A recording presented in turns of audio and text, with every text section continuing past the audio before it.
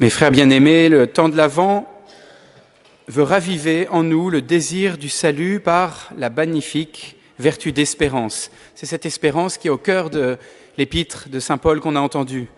Que le Dieu de l'espérance vous remplisse de toute joie et de toute paix en votre foi, pour que vous soyez riches d'espérance par la puissance de l'Esprit Saint. C'est ainsi que saint Paul a conclu son épître, qu'il avait commencé ainsi: tout ce qui fut écrit précédemment fut écrit pour que nous possédions l'espérance. Espérance que saint Paul veut faire grandir en nous et la liturgie à travers saint Paul. Qu'est-ce qui a été dit précédemment et dont nous parle saint Paul? Eh bien, c'est la manière dont Dieu a voulu donner son salut au monde, en deux étapes. D'abord aux Juifs, son peuple chéri, choisi, et puis ensuite aux nations païennes, c'est-à-dire au monde tout entier.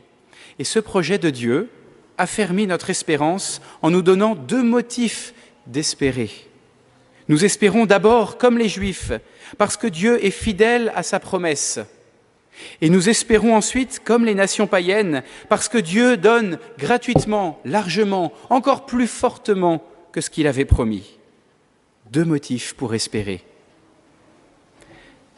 Le Christ, dit saint Paul, a été le serviteur des Juifs à cause de la fidélité de Dieu pour confirmer les promesses faites à leur Père. Pour nous sauver, Dieu s'est d'abord choisi un peuple. Et le grand message de Dieu, dans tout l'Ancien Testament, ce qui fait la beauté de la méditation de toutes les pages de l'Ancien Testament, de l'histoire du salut, ce message, c'est « Ô mon peuple !» Je t'aime particulièrement, plus que tout autre peuple, et je te promets, moi qui suis le Dieu fidèle, que de ton peuple, de ce peuple, va venir le salut, que le Messie sortira de ce peuple, et que ce peuple que j'aime tant, je le sauverai. Et le peuple d'Israël, fort de cette promesse, pouvait appeler son Dieu comme nous le chantons dans l'introïte. « Pasteur d'Israël, écoute, toi qui conduis Joseph comme une brebis. » Voyez ce cri de confiance, plein d'espérance. C'est l'attitude de celui qui est certain de la personne en qui il a mis son espérance. Attitude de l'enfant qui est confiant dans la protection de son père. Attitude de la brebis qui écoute la voix sécurisante de son berger. En ce temps de l'Avent, mes frères bien-aimés, cette attitude doit être la nôtre, car la fidélité de Dieu à sa promesse est le premier motif de notre espérance. Il nous a promis le salut, si nous étions fidèles, et il est fidèle à sa promesse. Nous ne nous appuyons pas pour espérer sur notre propre fidélité, sur notre constance. Ce serait de la folie, parce que nous savons que nous sommes si peu fidèles et si inconstants. Nous nous appuyons sur la fidélité et la promesse de Dieu lui-même. Si tu observes mes commandements, alors tu seras sauvé. Je te l'assure, je te le promets. Voilà la promesse de Dieu. Et saint Paul dira aux Thessaloniciens, il est fidèle celui qui vous appelle. Il est fidèle et il l'a montré. Il a accompli ses promesses envers son peuple, même si ce peuple a peu accueilli son salut. Malgré les errements du peuple, malgré ses péchés d'idolâtrie répétés, Dieu a été fidèle, lui, à sa promesse. Il a envoyé son Fils pour nous sauver. Il en va de même pour nous. Nous avons la grâce d'avoir été choisis par Dieu, d'avoir été appelés à la foi par le baptême. Et malgré cela, nous sommes tellement inconstants. Inconstants pour prier, inconstants pour lutter contre nos péchés dominants, inconstants pour mettre un peu plus d'énergie dans notre vie spirituelle, chrétienne, souvent fade et molle. Devons-nous désespérer pour autant? Eh bien non. Non, car Dieu, lui, est fidèle et le message de l'Avent doit nous remplir d'espérance à cause de la fidélité de Dieu. Il nous a promis sa grâce pour faire de nous des saints, son amour est un amour qui n'abandonne jamais, même devant notre éloignement ou notre paresse. Si nous sommes infidèles, dit saint Paul à Timothée, lui reste fidèle, car il ne peut se renier lui-même. Il ne peut se renier lui-même. Il a promis le salut. Il a promis qu'il voulait, plus que toute autre chose, notre salut. Voilà la première source de notre espérance. En ce temps de l'Avent, prenons le temps de nous souvenir de toutes les fidélités de Dieu pour nous dans notre vie, de tous ces moments où il nous a soutenus fidèlement pour nous permettre de persévérer alors qu'apparemment on était dans la difficulté ou le doute. Souvenons-nous et reprenons espérance, Dieu ne nous abandonne jamais. Le deuxième motif d'espérance, c'est la miséricorde de Dieu. C'est son amour gratuit, large, surabondant. Les nations, dit saint Paul, les nations païennes, c'est à cause de la miséricorde qu'elles vont rendre gloire à Dieu. Le peuple juif, c'était pour sa fidélité à sa promesse.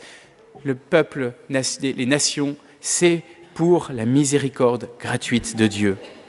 Puisque le peuple juif a, hélas, rejeté ce salut offert, cela a été l'occasion de donner le salut à toutes les nations païennes.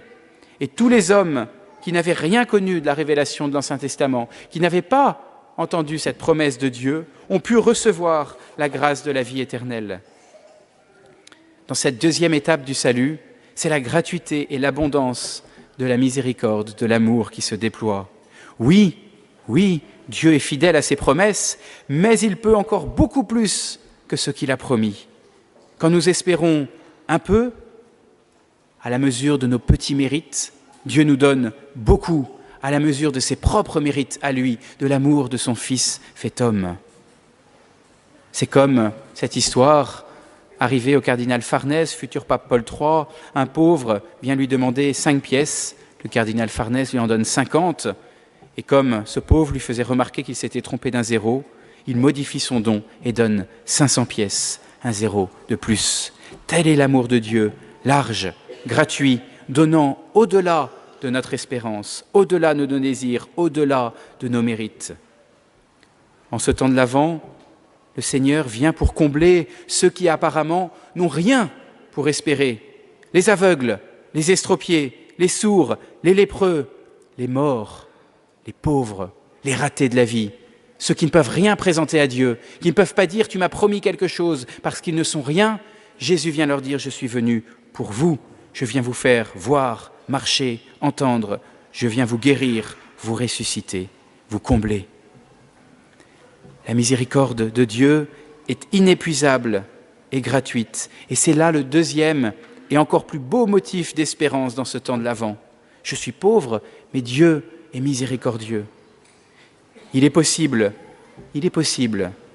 que nous nous sentions non seulement un peu infidèles, chrétiens un petit peu mous, mais plus profondément peut-être abîmés, résignés, brisés, affaiblis au plus profond de nous-mêmes à cause de notre péché, dans notre âme et peut-être dans notre corps et dans notre psychologie. Jésus vient nous redire en ce temps de l'Avent qu'il peut nous faire renaître, qu'il va nous faire renaître à Noël. Il est venu apporter le salut à ce qui était perdu. Le Fils de l'homme est venu chercher et sauver ce qui était perdu, dit Jésus à la fin de l'épisode de Zachée. Si ton cœur te condamne, Dieu est plus grand que ton cœur, enseigne Saint Jean dans son épître. Voilà ce motif d'espérance, plus grand que nos faiblesses. Voilà ce que le Seigneur vient apporter. Quel que soit l'état de notre âme en ce temps de l'Avent, nous pouvons espérer le salut parce qu'il est offert gratuitement.